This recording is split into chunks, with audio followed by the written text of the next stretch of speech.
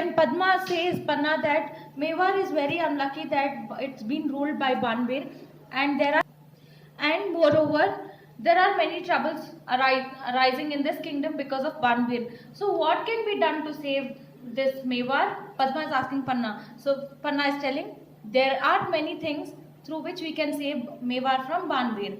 So now Padma says, I haven't yet told you the worst about Banbir. So Padma is telling Panna, you know what? I haven't told you the bad thing about Banbir. So listen, what is it? Panna asks, what is it, Padma? So Padma is telling softly. She's telling very quietly. Listen, Banbir wants to be the permanent Rana of Mewar. He has resolved to kill the prince. So Padma is telling Panna, you know what? Banbir has decided to become the king of this particular Mewar. And he's also having a very nice idea and he's decided to kill the prince. Panna is telling, and I have resolved to save the prince. The moment Padma says Banbir is going to going to kill prince, Panna is telling, you know what, even I have decided to save the prince and I have a brilliant idea. When the Rani, the prince's mother, was dying, she said to me. So Panna is narrating the incident which happened before the death of Queen. She's telling, when before the Queen could die, she told me that, Panna, I have lost everything except my previous child, except my precious child. I am leaving him in your charge. So Queen had told Panna that I have nothing in this world except for my precious baby. And now I'm giving it to you. You have to look after him. Be a mother to him and protect him from all harm. So the Queen has told Panna that you have to become a mother for my child and you have to save him from all the dangers. I promised her that I would give my life to save the life of the prince. So Panna narrated the incident and she is also telling Padma that I have promised the Queen that I will give my life in order to protect the prince's life. And she died smiling. So the Queen died smiling after the promise was told. Banbir cannot kill the prince as long as Panna lives. I will fulfill my promise to my late mistress. So Panna is telling Padma that Banbir cannot kill prince until I am alive. And I am sure that I will keep up my promise. And now, the sound of somebody running outside. Padma and Panna could hear that somebody was running. Padma says, Panna, listen, there is somebody outside. Who can it be? So Panna is telling, it must be one of the guards. A maid named Champa enters panting. So now, when Padma asks Panna who is it, Panna is telling, might be there's one of the guard, the one who will guard us.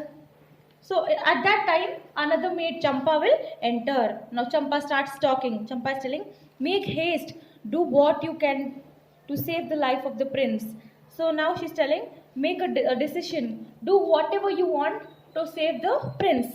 You haven't any time to lose. So she's telling that we have to be very quick enough. We have to save the life of prince. And Banbir will be here in few minutes. This means she's conveying a message that Banbir is coming to kill the prince. And he will be here in very short time. He's talking to a man outside. He's only 100 yards away from here. So Champa is telling Banbir is very close by. He's talking to somebody and he's going to enter here and kill the prince. We need to be quick enough to save the prince. So now when Champa told all this that Banbir is coming to kill the prince, Panna is asking her, how do you know he's coming to kill the prince? So Champa says, he has a naked sword in his hand. So can you see in the picture that Banbir is having a naked sword? So looking at this sword, she will come and tell Panna that we have to be quick enough to save the prince. Now Panna calmly, all right, she's very calm. She's telling, all right, that's okay. The time to do or die has come. So she's telling, now it's the time to keep up my promise. I must save the life of the prince or die with him. Or Panna is telling, I have to save the life of prince. If not, even I have to die with the prince. To the maids. Now she's telling to the maids, and the two maids are Champa and Padma. Please help me save the life of Rana Sanga's child. Quickly lifts the prince from his bed, changes his clothes and puts him in a basket and then covers him with flowers and leaves. So what Panna does is, with the help of these two maids, Champa and Padma, she will change the clothes of the prince. That is, she'll make the prince wear her baby's clothes and her baby will be wearing this prince's clothes. And they will put the baby in flower basket as you can see in the picture, and they'll cover him with the flowers and leaves. Take this basket out of the palace. Hide yourselves near the gate and wait for me there. So she's telling take this basket, flower basket, and she'll put the baby prince in the basket and cover him with all the flowers and leaves. She's telling, take this and go near the gate till I come. So they will take the prince and they will go. Padma says she'll lift up the basket and she'll tell, I'll carry this most precious basket under my arm. Champa, follow me. So after Panna tells them, you carry this basket, Padma will lift up the basket and tell, this is the very precious basket. And she'll also tell Champa, follow me. And Champa will tell to Panna, where are we going to take the prince? No one in Mewar will keep him in his house. So now they have decided to save. But where will they take him? So Champa is asking Panna, nobody in Mewar will keep this prince with them because everybody is scared of Banbir. So where can we take him? Panna is telling, don't worry, I've already thought about it. We'll take him to Asasha, who is a good man and a friend of ours. So Panna is telling, don't worry, I know where I have to take him. We will take him to the house of Asasha. And who is this person? He is a very good person, and as well as he is friend of Panna. I am sure he'll protect the prince. Now hurry up and be careful. So she's telling, he will surely protect our prince. Don't delay. It's getting late. Be quick. So now the maids go out, taking the infant prince with them. Panna quickly dresses her own child in the clothes of the prince and puts him in his bed. She looks at him for a few minutes, kisses him several times, and lies down on her bed. The sound of footsteps outside.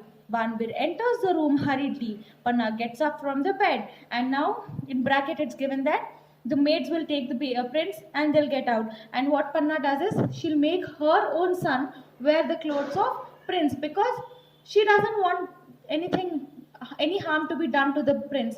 So she had promised the queen she'll save the prince, right? So to save the prince, she will replace the prince by her son, and she'll make the baby lie on the bed. And before Banbir could enter, what she does is she looks at her son and she'll kiss him. And she's also upset that she's sacrificing her own son to save the prince.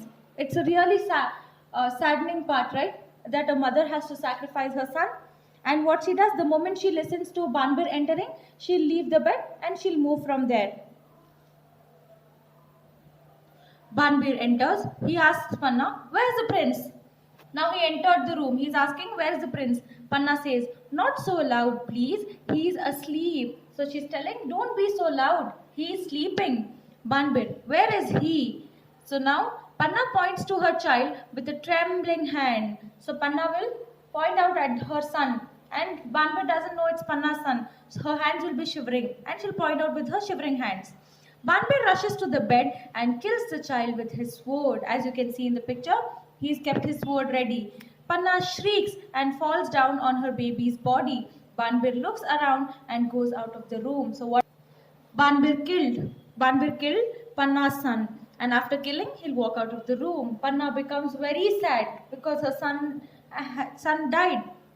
Panna, in a choked voice, loudly. Now, because of the sad news that her son has passed away in front of her eyes, and Banbir has killed her son, she starts crying. And because of the tears, her throat is choked, and her voice has also become choked. So loudly she'll tell, Mistress, I have kept my promise to you. I have saved the life of the prince. So she's telling, I have kept my promise. I fulfilled my words. I have saved your prince and have sacrificed my son. So in this lesson, we learn that for the sake of the kingdom and for the sake of the promise, she'll sacrifice her own son. Got it? Thank you.